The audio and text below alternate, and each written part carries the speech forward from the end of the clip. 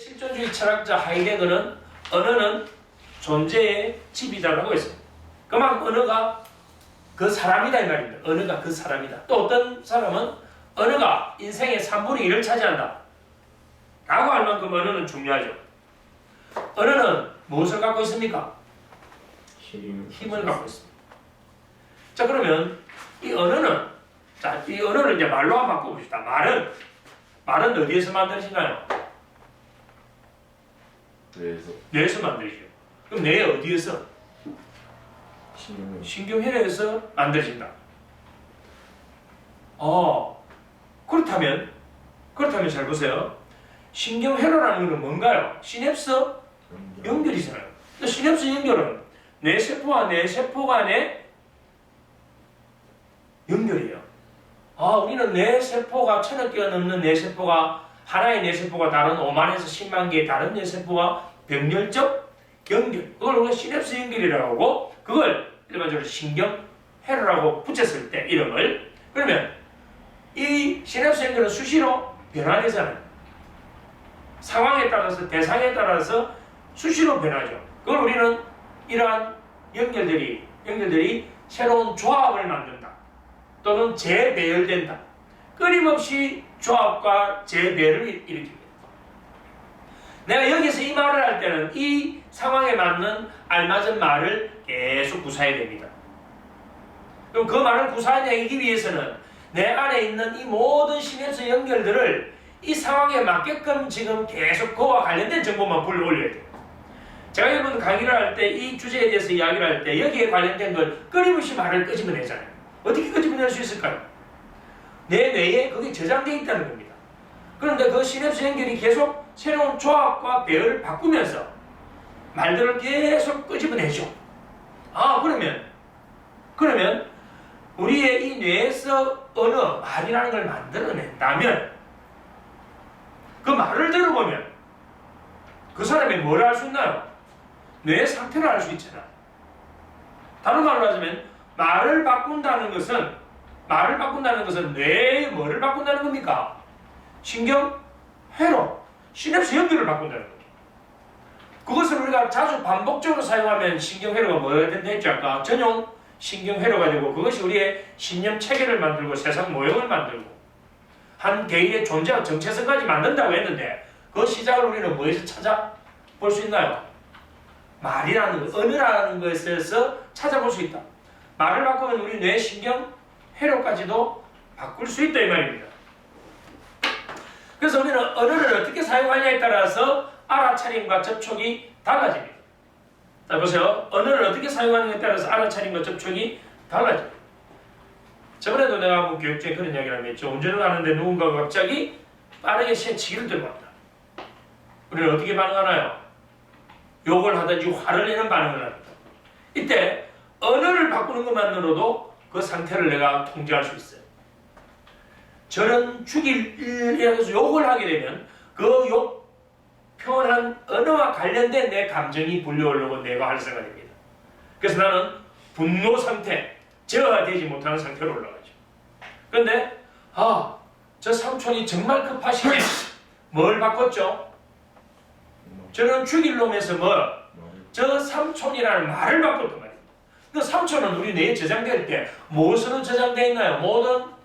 모든 기억은 언어로 보호돼서 저장되어 있고, 그 언어로 보호되는 과정에서 뭘 코팅 입혀놔요? 감정을 코팅 입혀놨거든. 삼촌에 대한 감정은 긍정인가요? 부정인가요? 대부분 긍정적인 거죠. 그래서 저 삼촌이라고 하는 순간 이미 그 분노로 끌어올려야 될 그런 반응들이 차단되어 버리고, 그 긍정적인 정서가 올라오면서 화가 가라앉아진다. 뭘 바꿨죠? 말을 바꿨다 이 말입니다. 그래서 심리적인 문제를 갖고 있는 사람은 대부분 언어적인 습관이 잘못되어 있는 경우가 많죠. 바로 이 내담자의 잘못된 언어 습관을 고침으로 해서 이 사람을 그런 부정적인 부분에서 벗어나게 만들 수 있다. 자, 그래서 우리, 당신, 그것, 이러한 말들을 전부 다 나는으로 바꿔줘야 돼. 나는. 그 내담자가 나는이라고 표현하게 된다 이 말입니다. 뭐 해야 된다, 뭐 해서는 안 된다. 이건 뭔가요? 우리는 뭐 해서는 안 된다, 뭐 해야 된다. 당신은 뭐 해야 된다, 당신은 그걸 해서는 안 된다. 이러한 말들 속에서 우리는 흔히 그런 말들 많이 쓰잖아요. 근데 이 사람이 지금 내 앞에 있는 사람이 어떤 사람인가요? 심리적인 문제를 갖고 있는 사람이잖아요. 누구를 잃어버렸나요? 자기 상실이잖아요. 그래서 이 표현을 바꿔줘야 됩니다. 나는 무엇을 하고 싶다. 따라해보세요. 나는 무엇을 하고 싶다. 나는 무엇을 하고 싶다. 나는 무엇을 하기 싫다. 나는 무엇을 하기 싫다. 우리나 그것이 아니고 나는이라고 표현했다 이겁니다. 나는이라는 누군가요? 나 자신이잖아. 그래서 나는이라고 이렇게 표현하도록 도와주는 것이 중요하다. 그것이다. 그것이 당신, 우리 이런 말보다는 구체적으로 나는. 그래서 그것이 떨고 있다라는 표현, 그것이 떨고 있다는 표현조차도 우리는 뭘로 바꿔야 될까요? 손이 떨리고 있다. 손이 떨리고 있다. 정확하게 이 언어적인 부분으로 표현을 할 수 있도록 도와준다 이 말이에요. 자, 나는 그런 일을 할 수 없다. 나는 그런 일은 할 수 없어요. 라고 하는 내담자에게 어떻게 바꿔줘야 될까요? 나는 그런 일을 할 수 없어요. 이걸 자신을 찾도록 도와줘야 되냐. 나는 그런 일은 안 할래요. 나 그런 일을 할 수 없어요는 좁혀진 경계잖아. 나 그런 일을 안 할래요. 이건 뭘까요? 자신이 선택하고 결정한 거예요. 말을 잘 들어보세요. 나는 그런 일을 할 수 없어요는 뭐예요? 부정적 자기 제한 시점이잖아. 좁혀진 경계거든. 나는 그런 일을 안 할래요. 안 할래요. 할 수 없어요가 아니고 안 할래요. 누가 선택했죠? 자신이 선택하고 자신이 결정한 거다. 그래서 이 언어를 바꿔줌으로 해서 이건 내가 결정했다. 내가 선택했다. 이미 나를 회복하고 있잖아. 우리가 말을 하나 바꿔줌으로 해서 그 사람의 상태를 완전히 바꿔줄 수 있다. 그리고 지금 내가 그리고라고 쓰죠. 잘 들어보세요, 여러분들이. 주변에서 그 소통을 하는 과정에서 하지만, 그런데, 그러나 이런 말을 잘 쓰는 사람이 있어요. 이거 확 고쳐줘야 됩니다. 이게 심리 상담뿐 아니고 우리가 일상 의사소통에서도 그러나, 근데 말이에요. 하지만 이런 말들, 이건 아주 나쁜 언어 습관입니다. 우리 뇌는 착각의 챔피언이에요. 우리가 피드백을 제공해 줄 때도 잘 보세요. 피드백을 제공해 줄 때도 샌드위치 피드백 저번에 이야기 한번 했었죠? 피드백 줄 때 먼저 긍정을 제시해 주고 그 다음에 고쳐야 될 걸 두 번째 넣어주고 세 번째 다시 긍정을 붙여주면 샌드위치처럼 그 피드백 받는 사람은 뭘로 받아들입니까? 이걸 긍정으로 받아들여요. 이걸 샌드위치 피드백이라고 하죠. 정말 잘했어요. 그런데 말이에요. 이렇게 들어가면 뭐냐면 이게 잘못됐대요. 정말 잘했어요. 그리고 말이에요 하면 잘했어요 하고 그런데 말이에요 해버리면 앞에 잘했어요가 없어져 버릴 때문에 부정되어 버릴 거예요. 근데 잘했어요 그리고 말이에요 하면 잘했어요가 그대로 살아있는 상태에서 다음 요거를 요렇게 고치기만 한다면 이건 긍정으로 지금 들어오는 거예요. 근데 뒤에 당신은 지금보다 훨씬 더 나은 상태로 변화될 거예요 라고 했다면 양쪽에 긍정에 그리고라는 이 접속사가 전체 내 상태를 그 내담자의 상태를 뭘로 만들어 버립니까? 긍정의 상태로 만들어 버립니다. 그래서 하지만 그러나 근데 이 말 쓰지 말고 뭐하게 만들어라? 그리고를 쓰도록 유도를 해주라. 자, 우리는 이 언어적인 부분으로서 코칭하고 상담하는 부분들이 기법이 너무나 많죠. 그래서 오늘 이 수업에서는 일단 이러한 방법들이 있고 이런 것들을 활용할 수 있다 정도만 하고 더 구체적인 것은 또 다른 수업에서 한번 터치해 보도록 하겠습니다. 다음, 책임을 자각하는 걸 책임 자각. 책임 자각.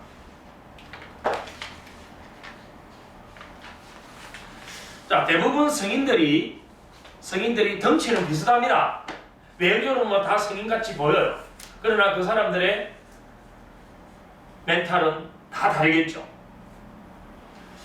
사회적으로 인간은 사회적 관계 속에서 개인의 존재와 정체성이 증명된다 했습니다. 사회를 떠나서는 개인의 존재도 정체성도 증명될 수가 없죠. 그래서 아리스토텔레스는 인간은 사회적 동물이라고 했습니다. 그러면 사람들이 성장한다는 것은 결국 어디에서 성장한다는 겁니까? 사회적 관계 속에서 개인이 성장한다는 겁니다. 여러분들이 하는 일을 보세요. 여러분 혼자서 어떤 무슨 위대한 업적을 이루고 어떤 성취를 만들어가고 발전해 갑니까? 아니죠. 여러분들이 지금 하루에 만나는 사람들을 잘 보세요. 그 사람들하고 뭐 속에서 관계 속에서 여러분들은 성장하고 있는 거예요. 근데 사람들이 그러한 관계 속에서 어떤 사람은 계속 성장합니다. 나날이 성장해요. 나날이. 근데 어떤 사람은 1년 전이나 오늘이나 똑같은 사람이 있단 말입니다. 오히려 1년 전보다 더 퇴보하는 사람들도 있죠. 어떤 사람은 처음에 시작은 비슷했는데 1년, 2년 지날수록 계속 그 사람은 큰 사람이 되어간다. 그러면 인간이 어떤 사람은 성장하고 어떤 사람은 성장하지 못하는 그 이유가 뭘까? 왜 어떤 사람은 성장하는데 어떤 사람은 성장하지 못할까요? 뭐 때문에? 책임. 바로 그겁니다. 바로 성인으로서 책임지기를 거부할 때 우리는 성장의 벽에 부딪힙니다. 책임지기를 거부한다. 이거 엄청 중요한 내용이에요. 책임지기를 거부한다. 우리는 어릴 때에 그런 성장 장애가 있다 하더라도 성인으로서 얼마든지 지금 여기에서 뭐 할 수 있다 했습니까? 변화할 수 있다 했습니다. 심지어는 어릴 때 충격적인 경험, 트라우마까지도 지금 여기에서 성인으로서 내가 얼마든지 변화할 수가 있습니다. 그런데 내가 트라우마나 그런 심리적 장애를 갖고 있는 사람은 그 과거에 그러한 미해결된 과제를 뭐 하려고 합니까? 덮어버리려고 하고 피해버리려고 하죠. 그래서 자신의 좁혀진 그 경계 안에서만 비겁하게 숨어가지고 그 속에서만 안전함을 느끼려고 하는 그런 제한 심리에 빠져버렸단 말입니다. 무엇을 지금 안 하고 있나요? 자신의 과거의 그런 아픔, 과거의 상처를 줬던 그것을 성인이 된 지금 자기 자신으로서 부딪히고 그걸 정경으로 돌려가지고 이걸 내가 책임지겠다라는 그게 없다 보니까 계속 비겁하게 도망다닌단 말이에요. 그럼 평생을 따라가죠. 자기도 모르게 평생 따라간다. 그래서 이 사람은 성장하는 게 아니고 나이가 들수록 퇴보할 수도 있는 거죠. 그래서 심리적인 문제를 심하게 겪는 사람들은 퇴보해가는 거잖아요. 뭐 때문에? 책임지기를 거부하기 때문에 그렇다 이렇게 볼 수 있는 거예요. 그렇다면 그러한 심리적인 문제를 갖고 있는 사람들은 왜 그러한 부분을 부딪히는 걸 두려워할까요? 왜 책임지는 것을 피하려고 할까요?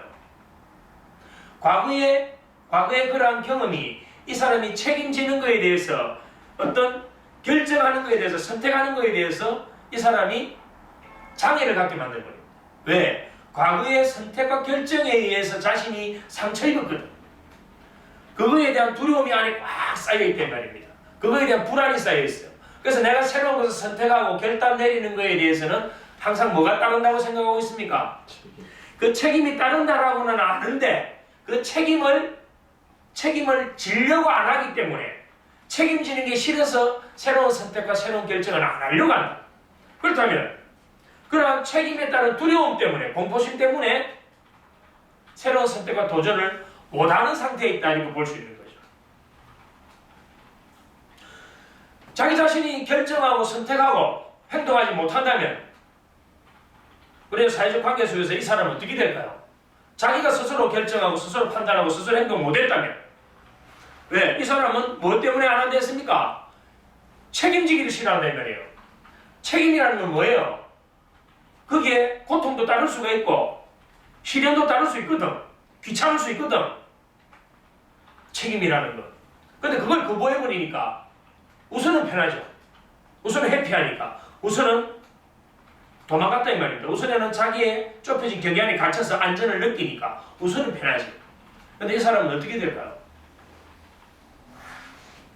나중에 자기 자신으로서 판단하고 결정을 못하니까 누구에게 의존해야 될까요? 다른 사람에게 의존하고 다른 사람에게 끌려가는 그러한 삶이 된다 이 말입니다. 타인에게 의존하는 것. 그렇게 타인에게 의존하고 타인의 의견을 물어보고 무조건 타인만 쫓아가다가 자기는 결정을 못해요. 자기는 결정 장애를 갖고 있다 이 말입니다. 그래서 타인이 결정한 거에 대해서 그 결과가 나쁘게 나오면 누구를 손가락질하나요? 다른 사람에게 손가락질한다 이 말입니다. 우리는 새로운 어떤 이런 부분에 결정을 하고 선택을 하고 하는 것이 반드시 잘 될 수는 없어요. 그런데도 자기는 결정을 하지 않고 아무런 걸 안 해요. 왜? 책임지기 싫으니까. 그래서 다른 사람에게 그런 선택, 결정을 하게 만들고 그 결과가 안 나오면, 잘못 나오면 니 때문에, 니가 그랬어. 이렇게 해서 손가락질하는 상태가 된다 이 말입니다. 심지어는 그 사람을 비난을 넘어서 공격하기까지 합니다. 이게 뭐 때문에? 책임을 지지 않으려는 상태가 됩니다. 그럼 이 사람은 자기 스스로 할 수 있는 게 없어져 버리죠.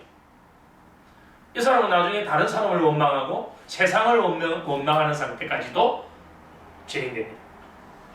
자, 결정은 누가 해야 됩니까? 자기 자신의 일입니다. 선택은 누구의 책임입니까? 결정은 자기가 해야 되고 선택에 대한 책임은 자기 자신이 져야 된다. 결국 선택하지 않겠다는 것은 책임지지 않겠다는 겁니다. 자, 이 부분을 우리는 내담자가 자신의 부분에 어떤 책임을 자각할 수 있게끔 도와줘야 한다. 오늘 수업의 마지막 실험입니다. 실험. 괴사드 심리치료에서 사용하는 모든 기법을 총괄하는 개념이 실험입니다. 이건 상담사와 내담자가 함께 탐색해가는 과정이에요.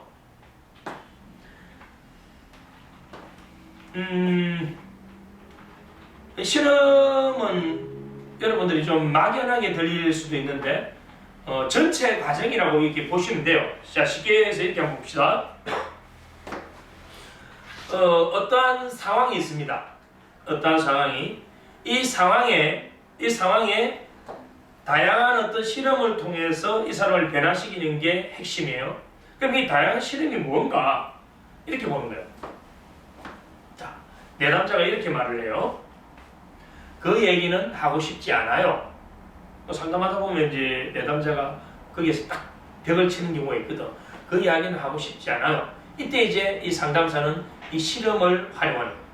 실험은 뭐냐면 그 얘기를 하면 어떤 일이 벌어질 것 같은가요? 뭐냐면 이 사람은 요 좁혀진 여기에서 그 이야기는 하고 싶지 않아요라고 했거든요. 실험은 뭐냐면 당신과 내가 함께 탐색을 해보자. 그래서 당신이 그 이야기를 한다면 도대체 어떤 일이 벌어질 것 같아? 라고 해서 이 경계를 벗어나서 말을 하고 난 이후에 상황을 가정을 해요. 그럼 이건 뭐예요? 새로운 실험이다 이 말이에요. 그렇다면 모든 게 다 실험 아닐까요? 모든 게 다 실험이지. 그래서 현재 경험에 맞추기도 마찬가지예요. 이 사람이 지금 표정을 어둡게 하고 있구나. 그럼 어둡게 하고 있는 건 뭐예요?